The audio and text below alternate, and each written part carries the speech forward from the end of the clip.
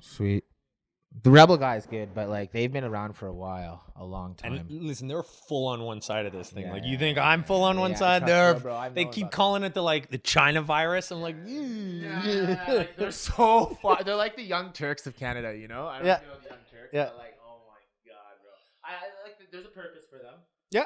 But it's just grinder. Like he's showing, like he looks like he's a newsman from the 80s with a little hat. You went to Toronto for that fucking march, eh? For the first weekend that they started arresting protesters. Got you. Buddy, I've never seen anything so fucked up as that. Like, they full on yanked the cord.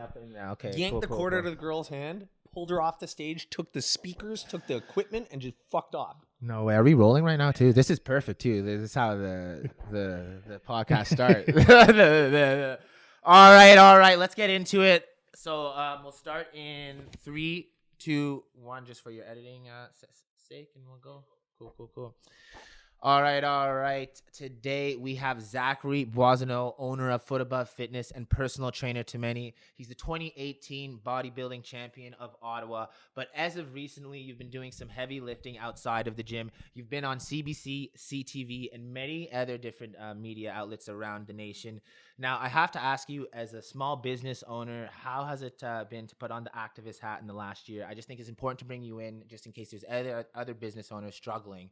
So how's it been putting that activist hat on in the last year, man? It's kind of been a thing of necessity, I'm going to call it. And if there are other business owners, please reach out to me. I'll tell anybody, like footabove@gmail.com. Reach out if I can help you. Mm-hmm. But in terms of like putting on the activist hat, it's been weird to talk to other business owners because to me it feels like I have no other choice. My options are close my business. For sure I'm tanked. I run out my business. I run out my bank account, give up my house, and it's over. Yep. Or I take a little bit of an activist stance. Maybe I keep my business. Maybe things roll. Maybe things keep going. And more than all that, like, I have been making people healthy since I opened my door. Since before that. That's how you know me from Good Life. Exactly. And I have a follow-up to that because in the last year, it feels like the fitness sector has got hit the hardest out of all the travel sector, the restaurant sector. But it's been hit the hardest when it could have been a sector that helped with the pandemic the most. Do you agree with that? Well, I think it has helped with the pandemic the most. Like, I've helped both people's physical health and mental health while all of this has been going on.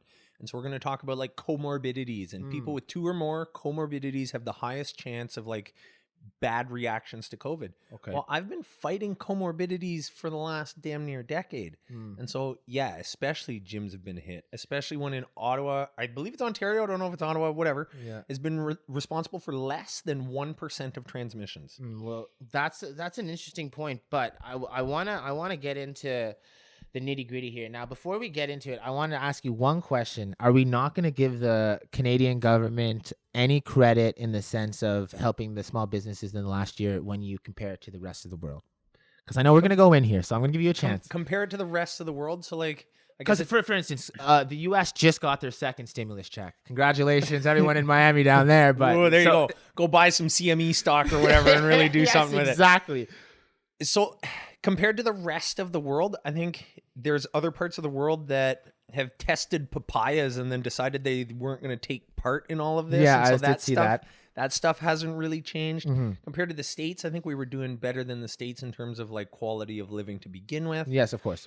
I know like Pierre Poilievre keeps talking about us having the like lowest mouth. Wow. We have the highest rate of unemployment out of the G20 or something like that. And so I guess it depends on what metrics you look at. Right. If we're just going to talk about like free money and a check that you're handing to me, sure, the government's doing a great job of handing out free money, but like, so let me follow up. Did the rent relief program and the Canadian Emergency Small Business Loan not help your business?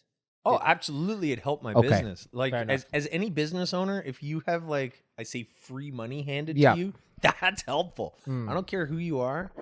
Yeah. So it's been helpful, but like, I understand that money comes with it a huge price that's going to be owed. That money didn't 100%. Just come out of nowhere and, oh my God, I'm saved.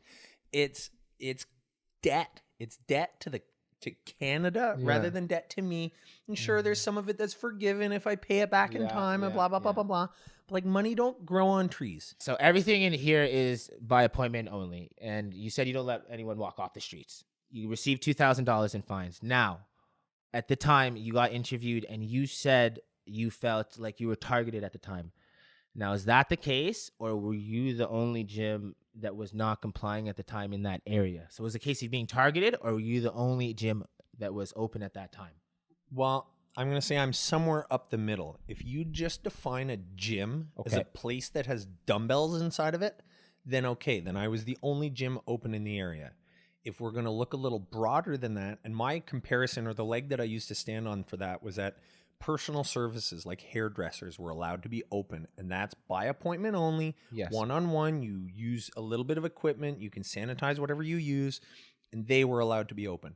And so no, I don't have memberships. I don't have random people coming in through the door at any given time. I have a keypad lock. Like you can't just walk in. It's by appointment only. Mm-hmm. And so, like I said, if you're going to define a gym as just a place with dumbbells, sure, I was the only gym that was open. But if you're going to look at me as a business that does a personal service, and I went and looked it up, according to the North American Industry Classification System, I'm pretty sure it's like number 01299 or something like that. He's been looking it up. I've done my research, but I've read more than I want to read on this. It's been a long year. Yeah, amen. And so like personal training falls under the same category as a hairdresser. Okay.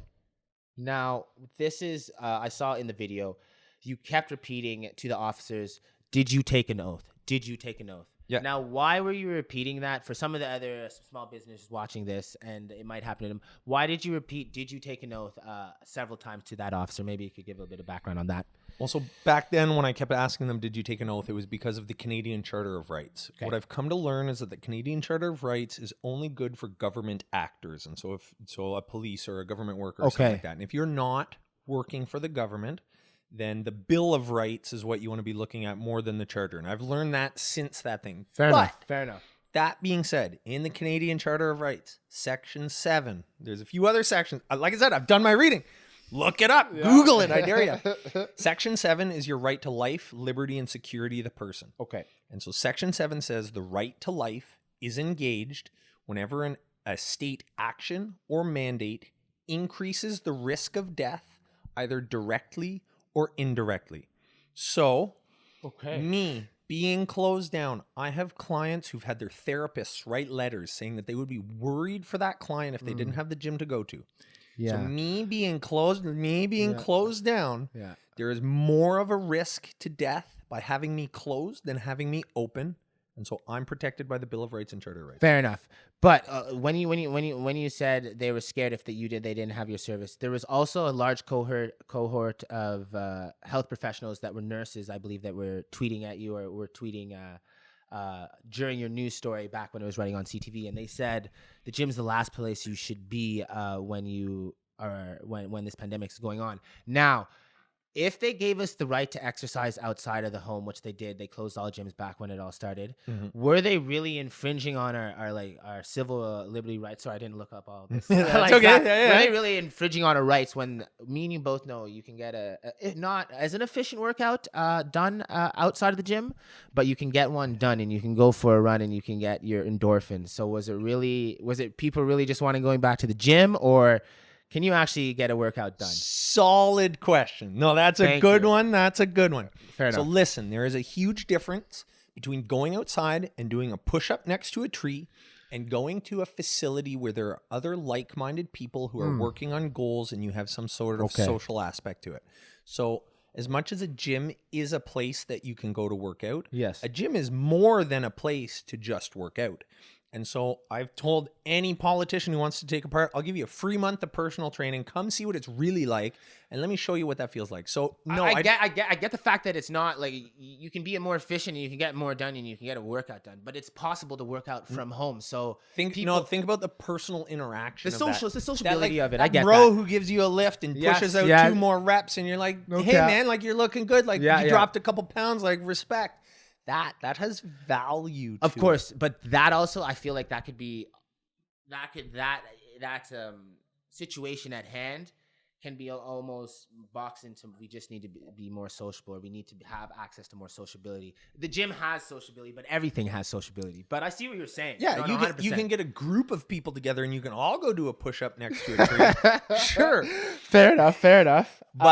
But I think especially now, and maybe I was taking it more of a dice roll back then than I am now, but like now that you look at the stats, like there is no deaths from any outbreaks in any gyms. Good Life Fitness has had something like 6 million workouts, and they had 3 cases across their staff, and all those were tracked to something else.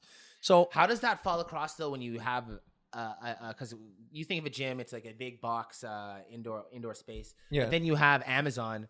It's the same, essentially the same as a warehouse. They're responsible for numerous breakouts across Canada. So how does it? It's hard to think from someone just sitting on the couch watching the news that they wouldn't be synonymous to each other. No. Well, and so like, do you really think that every outbreak at a Costco got reported? This is fact. Okay, fair enough. So like, okay, sure. Like Costco is being allowed to be open in the capacity that they're in. That like that's enough proof that this stinks all the way up from the get go. Of course. And so yeah. So, and even stuff like that. So Costco's, their capacity is based on square footage. So you're allowed a 25% capacity is calculated as 1 person per 16 square meters of facility. I've done my reading. I am shocked. Is there a pen, paper? Is there notes? Take notes. No problem. And so if you have Costco operating under those numbers. Okay. And whether or not they even talk about the cases, because that's it too. Like I have one of my clients who works at Costco, and like I can tell you, Costco had some cases that never made it to the news. Yeah, exactly. Okay. And so if they're going to operate on that premise, and if we're going to talk about equality, right? That's good one. Let's talk about equality. Then tell me about it. Then for me, if I'm going to have 1 person per 16 square meters in my facility, I'm allowed 24.9 people. Round down to 24. I've got 10 trainers, one-on-one clients. I've never seen my gym packed, full house since the day I opened. Especially with your mandates, if you're only doing one-on-one training, it wouldn't be really packed. And listen, like, as much as I do one-on-one training, even if we have one client who's in here or an extra staff or the cleaner or whatever, I've never had more than 25 people in my building since day one. Fair enough. Okay. Now, you also said... this is what you said. You're like, in lockdown, it was much worse last year. Now, I heard that comment in the interview, and I said to myself, was it much worse last year? Or is it worse now in the fact that we've been through a year, we just went back into a red zone yesterday? Doesn't it feel almost worse now just because everyone's hit a mental wall, and we just feel like, when is this going to end? And especially for business owners and everyone, to the last just general people, you know? Well, I mean... Happy 53-week anniversary of 2 weeks to flatten the curve, right? Like, yeah. And you know what? Like, some people don't like to make this comparison, or they won't like play ball with this, but like, this is psychological like warfare. Yeah. You can take a lot of this stuff out. Go look up Joseph Goebbels and go find out some of his comments. You know, Hitler's friend. Yeah, exactly. And like, that's what's going on. And whether or not people want to admit it or not, this has gone on longer than it should have. And most people can understand that and like see that like, this doesn't make sense anymore. So yes, maybe it's worse now because it's more psychological warfare and less. Maybe there's actually a virus. Okay, so let me follow this up with this question. We look down south and see what's going down on the border down there. We just saw Texas open up completely all the way back. Now from Texas to Ottawa, in full lockdown, how would you like to see the government operate, and where do you think how we should be moving as a city or as a country as opposed to Texas? How much? Because let's say Texas, guns a-blazing. You've been saying guns a-blazing all year to us. So we're a lot more conservative in the sense that we're not open at all. Where would you like to see us?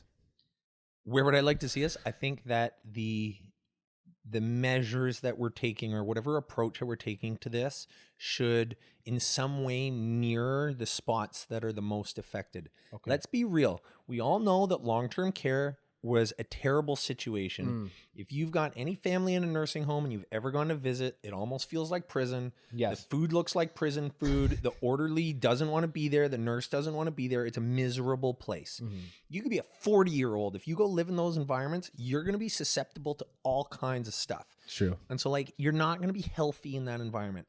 And so what I would have preferred is, rather than give me $40,000 and $10,000 forgiven or whatever, put that into a long-term care.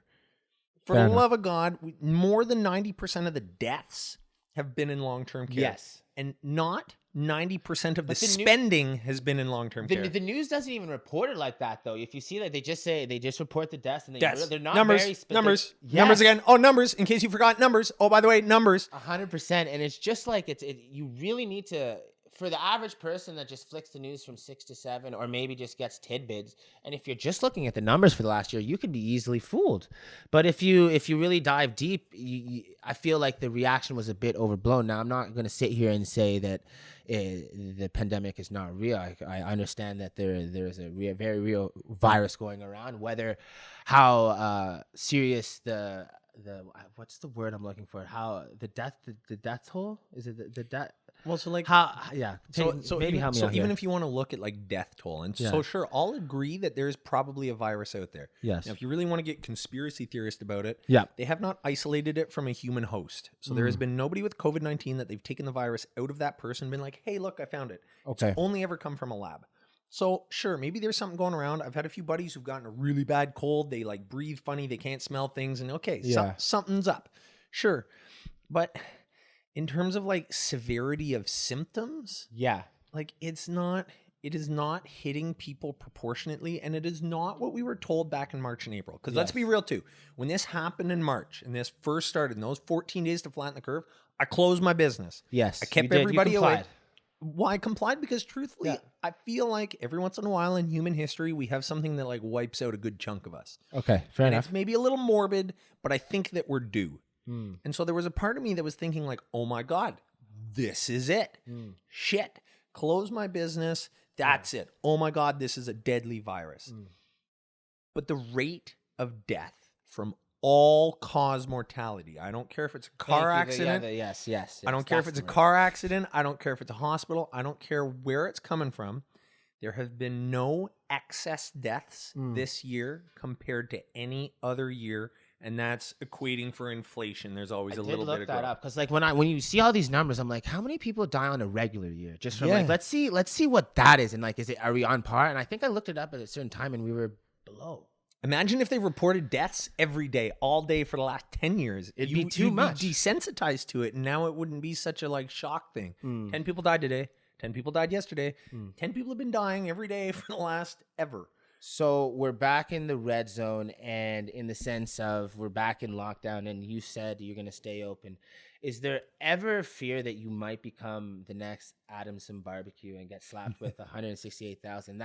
That figure and number would surely close any business. So is there a fear that might happen to you? And if you start keep thumbing your nose at the bear kind of deal is? Well, so I'm a litigant on one of Adam's court cases. Okay. I'm part of one of those. So I'm not going to give away too much here. Fair enough. But let me also say that the news definitely didn't report how many of his charges have now been dropped. Okay.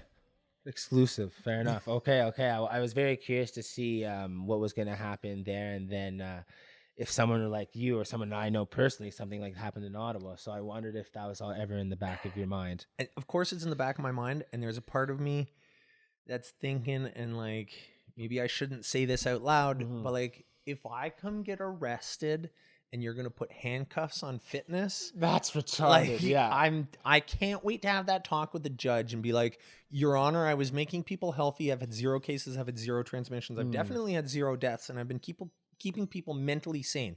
I'm sorry, I broke the law. Definitely send me to jail. No, it doesn't make any sense. So I don't want to get arrested, but I don't think that it's going to hurt if I do. Fair enough. So now if you look overseas right now and you see what's going on in Israel, and you've heard of the vaccine passport, and there is talks of that coming here eventually. Now, if this is introduced, how would your business deal with it? And then I'll have a follow-up question by saying, how do you think any small business should deal with it? I think that any small business should deal with it the way that they see best.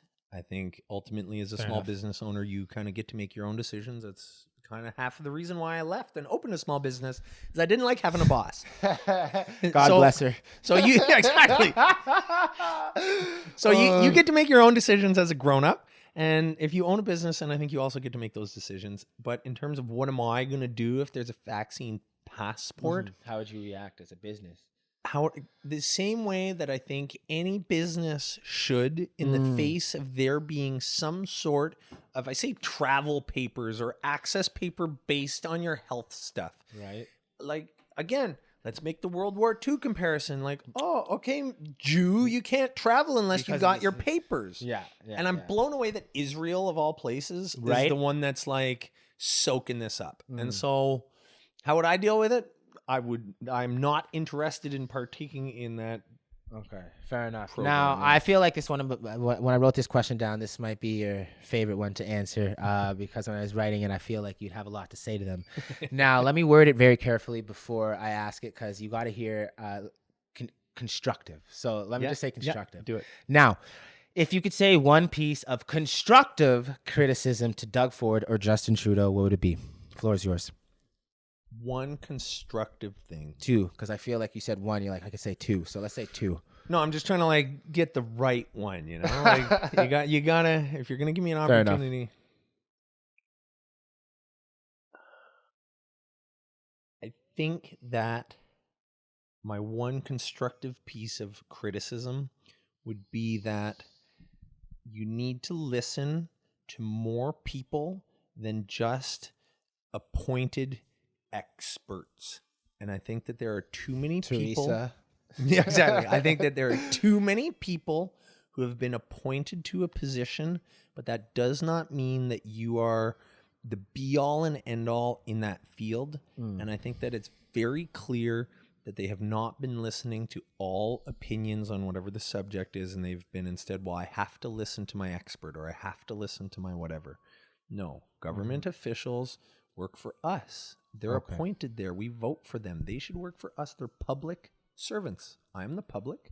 You serve me. And so I would like for you to listen to more opinions than just the people that are on your payroll. Fair enough. Okay. Now, I also saw something on your story that I wanted to bring up, and I thought it was a really interesting point if it's true, and I wondered if you dug into it a little bit more. Someone said they called their insurance company, I think it was Manulife Insurance, and they asked if I get this COVID vaccine and something happens to me, am I still covered with life insurance? Can you tell me his answer and what he dove into that? Well, so I haven't called my own insurance and asked them what the deal is. Okay. I heard fair enough. I heard that their insurance company won't cover them. But what I can tell you is that if you go into like the Pfizer or AstraZeneca website and you go look up any of these vaccines, the end to the trials of these is 2022 or 2023. And so we all know that these vaccines were approved for emergency use. Right, because it usually takes a lot longer to create vaccines. They are technically untested. So if you are going and getting an untested drug put into your shoulder and you decide to go do that, if I was an insurance company, I wouldn't cover you either. Fair enough. From when you break it down like that, yes, but I feel like this is a special circumstance. So I think right. So like the fact that they're not going in line and in tune says a whole story there. Now let me follow up with this. Does Zachary Boissinot intend to get a jab?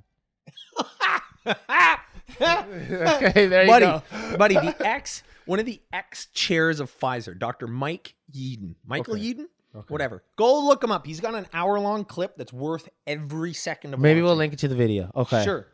There is at least one ingredient that's in the Pfizer vaccine that they stopped trials on because it was causing permanent infertility in people. Okay. So, and if you really go deep down and dive, you can go into the VAERS, whatever it is, the adverse reaction reporting thing. There are guys on there who have permanently swollen testicles after getting the Pfizer vaccine, and there is no explanation. And you go into your doctor, everybody's seen the video of the women who are like doing shocks and convulsions after getting their shot. I take those with a grain of salt though, because I hear so many people getting shots, and it's just, I feel like they're. But listen, it's a small case of people, you know. That's what they want you to think, and excellent. Doing good on my eyes, I guess. But fair enough. This is not a vaccine. A vaccine, for something to be called a vaccine, it has to stop transmission. Okay. And they've already said that maybe you might still catch it, and maybe you might still give it to somebody, but it'll decrease your symptoms if you get the shot. So by definition, it is not a vaccine. This is also the first time in human history that we've been mass injecting people with mRNA. That is not the flu shot. That's not the MMR vaccine. That's not any of that stuff. This is altering your DNA permanently. This has been rushed because it's untested. Are you going to get the shot? So I am. Way to put me on the fucking spot there. But I've honestly thought about it, and I feel like if enough people I know get it, and I won't get the shot first. Let me say that. I want to see enough people around me get it. But you're gonna wait 6 months, 9 months, a year? Wait till they have a kid? What's gonna be? True. There's long-term things that we can't foresee. But the thing that there's gonna do, that you're not gonna be able to go to a bar. You're not gonna be able to fly. And I like those things. Enough so you're ready to risk swollen testicles. I understand that, and I understand.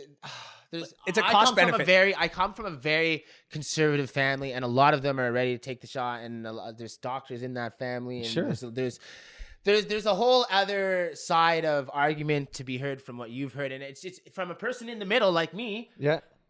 I'm just trying to take the information as best I can and then make the most educated decision as I can. But I do predict this. There will be civil unrest when it's time for 18 to 40-year-olds to get the vaccine. Because I do feel like there's going to be a large portion of people that are not gonna want to get it. And they're going to be like, hey, well, what are we going to do? And they're going to have to figure out something. And if they're too forceful, we might see civil unrest. That's what I'm predicting. I don't want it to happen. Well, but I don't know. And so how long is it going to be until people who are unvaccinated then have to wear like a gold star on their clothing? That's I feel like it's a false equivalency, and I don't think no problem. I'll see you in 10 years. Yeah. I with that, I'm not saying we're there yet, but I'm saying that it's a slippery slope. It's very slippery slope, and even to utter those words, there's a lot of people. I'm gonna catch hate for that. No problem. Yeah. I don't. He's speaking on his own there in the sense. Like, Chris does not take my point of view. Yeah. That's his stance, and I'll say it's a false equivalency, but I do agree with you. It's a slippery slope.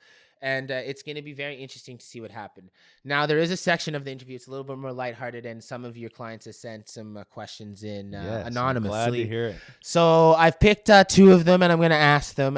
One of them is a little bit off topic, but I'm going to ask it anyways. Sure. After the last year, what has been your biggest self-confidence flex? My biggest self-confidence flex? Can you tell who asked that too, if by the wordage of the question? I don't know who. Okay, fair enough. No, I don't think so. I got a guess, but I don't know that. I don't think that I'm right. My biggest self-confidence flex. I'm gonna say maybe the biggest like shot in the arm was that, no pun intended, was that. Going to the protest on Valentine's Day here in Ottawa, there was a guy who came up to me. Did you drag your girlfriend to that? Dude, she's got my back, yo. I know, but what you? I'm just kidding. Go on. And then I took her to a fantastic dinner in the back of a restaurant because we were really close at that time. And I put in a phone call and I snuck her in for Valentine's Day dinner. I wanted to make sure. What did you do Valentine's Day night? Okay. Fair enough. So that would be the biggest flex of last year. A guy who came up to me and he's like, "Bro, you're the gym guy. Oh my God, I can't believe I'm from Alberta. It's so nice to meet you." I'm like, holy shit, Alberta. And so like I've had Poland, Sweden, Denmark, every province in Canada reach out to me being like, keep doing what you're doing. And that's all from that video that was posted January 12th or whatever it is, the video that's seemingly gone viral kind of thing. So like I think the biggest flex or whatever that it all stems from that, and that like I was like, my heart was beating out of my chest. And I made it through interaction with police and bylaws. I heard your voice, and I'm sitting there, and as a black man, I'm like, damn, my voice is usually trembling if I ever talk to the police. It doesn't really happen often. But your voice, you're someone who's 6'7", or 6'7", over 220 pounds, and it's an intimidating factor for anyone to happen to anyone. So there were 5 police cruisers like that. There are way more guns on the other side of that talk than I have on mine. You know, like that's what I mean, man. That's what I mean. So it's been interesting to watch, and honestly, your journey has been very fascinating to watch over the last year. Now we'll wrap it up with this last question, and I think it's a kind of a cliche question, but I also think it's a good question, so I'm going to ask it anyways. Do it.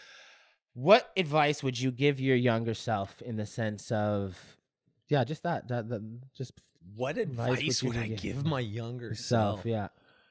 Like a pep talk, miracle pep talk. You have to say, all right, Zach, this is what I need to do now. And I'm older. I'm telling you now. So what would you give yourself in terms of advice? Yeah, that's a bit of a cliche question, but pretty good one too. So I let it rip. I read that. I was like, oh, really? That's what you sent me? Anyways, whatever. I let it rip. No, and so that's kind of been the weird thing is that I think when I got into personal training and opened my business, and like, I'm going to say everything that I've made my life about has been trying to be the person that 14-year-old me wish they had in their life. Oh, interesting. Like Big Brother Club kind of deal. Yeah, exactly. Like I wish that I could have a client who's me at 14 because I would love to just coach and mentor that kid. And so if there was like one message that I wish I could tell myself, I don't know that me at 14 would have listened to that message. I hear that one. But if there was something I could cram into my head at 14 is that like, don't do it to try and impress others or do anything for anybody else. You gotta stand on what you believe in.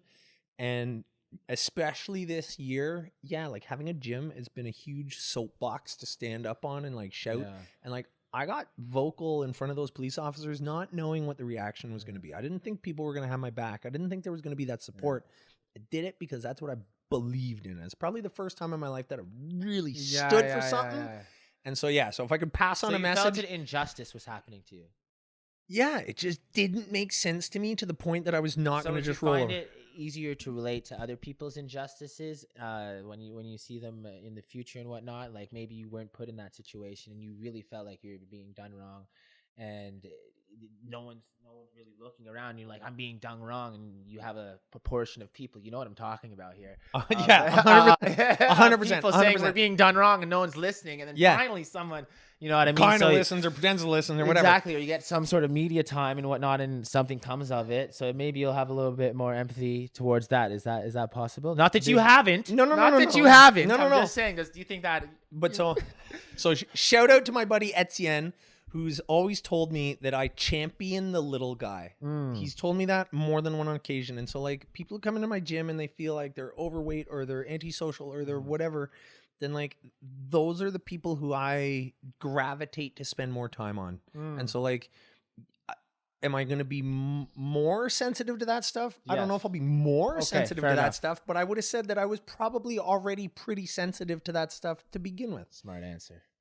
Fair enough. Well, with that, thank you, Zachary, for coming in and speaking about this. I wish you well in the next... I want to call 1 month, 2 months, because I don't know how long this is going to go on. So I wish you well in the foreseeable future. Thank and you're a good friend, and all the best, man. This is Christopher Wheeler with Capital Culture signing off. And, of course, we have a couple big interviews next week, so stay tuned for that. Thank you, Zach. Well, we'll do a handshake, you know. We'll just wash our hands after. Yeah, sure we will. Yeah, absolutely. Anyways, thanks, guys. Perfect.